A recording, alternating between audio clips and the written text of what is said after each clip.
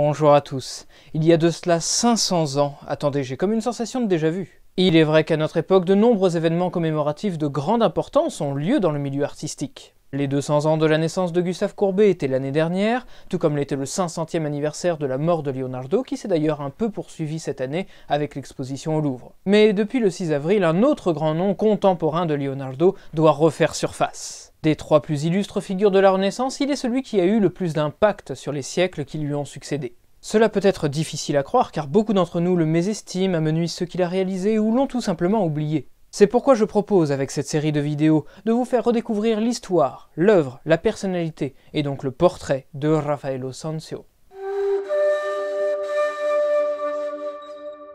Raffaello est né le vendredi 6 avril 1483 pendant les célébrations de Pâques à Urbino.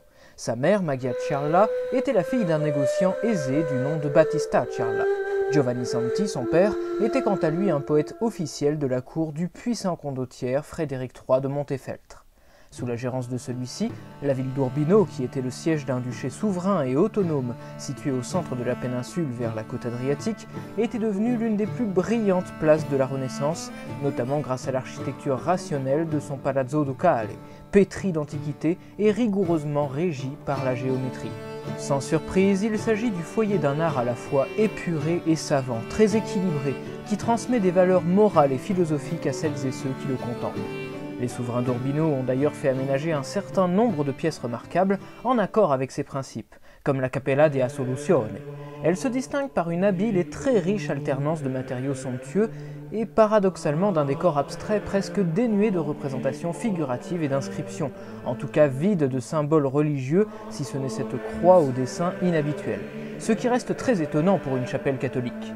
Il y a le Tempietto delle Muzze qui, sous une voûte en berceau accueillant un ciel étoilé, rend hommage à des figures mythologiques. Et enfin, le célèbre Studiolo de Frédéric III, réalisé de 1473 à 1482. Réservée pour le plaisir personnel et la retraite méditative du duc, cette salle dans laquelle ce dernier se consacre à ses passions, à ses lectures, est un cabinet de travail en même temps qu'un cabinet de curiosité ainsi qu'une prouesse de marqueterie qui multiplie les efforts audacieux et illusionnistes du trompe-l'œil. La perspective y occupe une place indéniablement essentielle car elle provoque la modulation du sens de la profondeur du spectateur. Cet espace a surtout l'avantage de témoigner de la présence à Urbino de ce concentré de science et de formes raisonnées, antiquisantes, rompant avec l'esthétique allemande, selon le propre terme de Raffaello dans une lettre beaucoup plus tardive.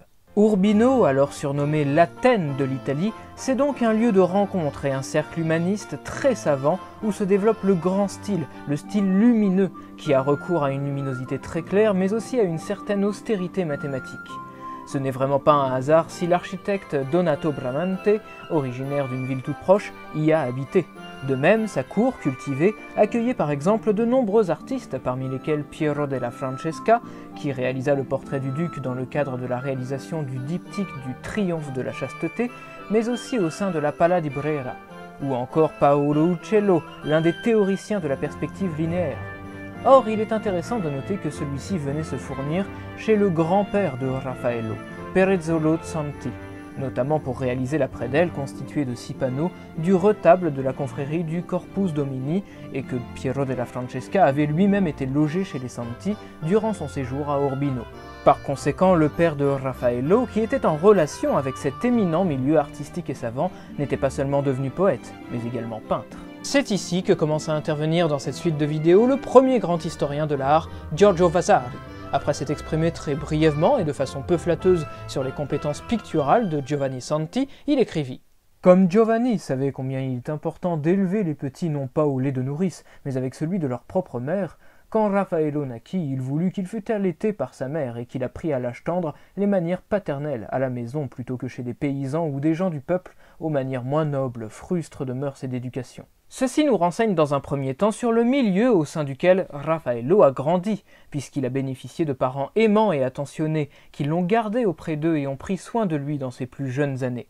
Sa mère le nourrissait elle-même, fait assez rare chez les personnes de son rang pour être souligné, car elle était fille de marchand, et son père voulait lui enseigner ses manières. Il apparaît donc dans un second temps que Raffaello fut formé très tôt chez son père, comme l'était le fils d'un artisan. Pendant très longtemps d'ailleurs, les artistes n'étaient pas considérés autrement. Dans La vie de Raffaello d'Urbino, peintre et architecte, paru en 1550, l'auteur Lorenzo Torrentino décrit plus précisément la situation du garçon. Giovanni commença à lui faire pratiquer la peinture et, constatant la docilité de son caractère, il ne lui laissa pas un seul instant de répit, ni ne lui permit de s'appliquer à autre chose, de manière à ce qu'il vînt à l'art plus tôt et plus facilement, comme son père l'entendait. À Urbino, Giovanni avait peint de sa main de nombreuses œuvres dans tout le duché, et il se faisait aider par Raffaello, lequel, encore tout garçonnet, faisait de son mieux. L'aide apportée par Raffaello ne signifie pas nécessairement qu'il peignait avec son père sur ses œuvres. Torrentino nous laisse imaginer qu'à cause de son jeune âge, Raffaello n'était capable au mieux, et s'il devait intervenir, que de broyer les pigments ou préparer la surface picturale en appliquant un gesso. Sinon, il devait au moins s'acquitter de toutes les tâches d'un très jeune apprenti, passer le balai, nettoyer les bols de couleurs et les préparer, ainsi que les pinceaux, en vue de la prochaine séance de travail. Dans tous les cas, il devait au moins, comme chaque élève, dessiner d'après le modèle fourni par son maître, son propre père. Raffaello a donc gardé une trace de la manière de peindre de son géniteur dans ses œuvres, ce qui signifie que, par le propre aveu de Vasari, qui le sous-entend, peut-être sans s'en rendre compte en critiquant si durement Giovanni Santi, Raffaello a été formé par un artiste que l'historien estime médiocre, mais pas seulement. Certes, sa manière élaborée et assez plaisante n'en est pas moins contrainte et n'arrive pas à transmettre le niveau d'érudition qui transparaît dans ses poèmes, ou même les ambitions qui l'animaient. Giovanni Santi n'était sans doute pas un peintre d'exception, mais il dirigeait un atelier très actif et entretenait nécessairement de nombreuses relations avec d'autres peintres, accueillant évidemment des apprentis comme des collaborateurs ainsi que des amis. Nous comptons parmi eux Fiorenzo di Lorenzo, qui se distingue, comme vous le voyez, par les qualités décoratives de sa peinture, que cela soit par le biais du raffinement de ses figures, l'aspect riche de ses drapés, ou encore l'élaboration très élégante de l'encadrement architectural de cette niche. Melozzo da Forlì, lui, était un artiste de la cour pontificale, qui a notamment peint cette célèbre fresque pour Sixte IV dans laquelle il déploie une grande maîtrise de la perspective. Au moment de la naissance de Raffaello, il a de surcroît accompli un tour de force, en réalisant le décor illusionniste de la sacristie de la Basilica della Santa Casa à Loreto. Il était considéré par Giovanni comme un ami cher à son cœur, dans la vie et la geste de Frédéric III de Montefeltre, qu'il composa pour le duc. Indubitablement, ils étaient assez proches pour que Melozzo soit qualifié de la sorte, et il va sans dire qu'il passait au moins régulièrement par la demeure des Santi. Ceci explique à n'en pas douter les similitudes qui peuvent exister entre les formes des personnages de Melozzo et ce que nous pourrons voir de Raffaello. En d'autres termes, Giovanni a su créer, grâce à son atelier, et comme son père l'avait fait pour lui-même, un environnement favorable pour orienter son fils vers son métier. Nul doute qu'il y développa une sensibilité peu commune, qui lui permettait de juger ce qu'il y avait de meilleur dans les créations de chaque artiste qui était de passage. À y voir certaines œuvres de Melozzo da Forlì, et notamment les restes de ses anges musiciens, plus que cette notion de jugement, Raffaello devait déjà être capable de retenir la leçon des formes, pour pouvoir se les réapproprier plus tard et les perfectionner. De plus, le texte de Lorenzo Torrentino, que nous avons cité plus tôt, nous renseigne sur le caractère de l'enfant. Il est doux, calme, obéissant et apparemment appliqué dans ce qu'il entreprend.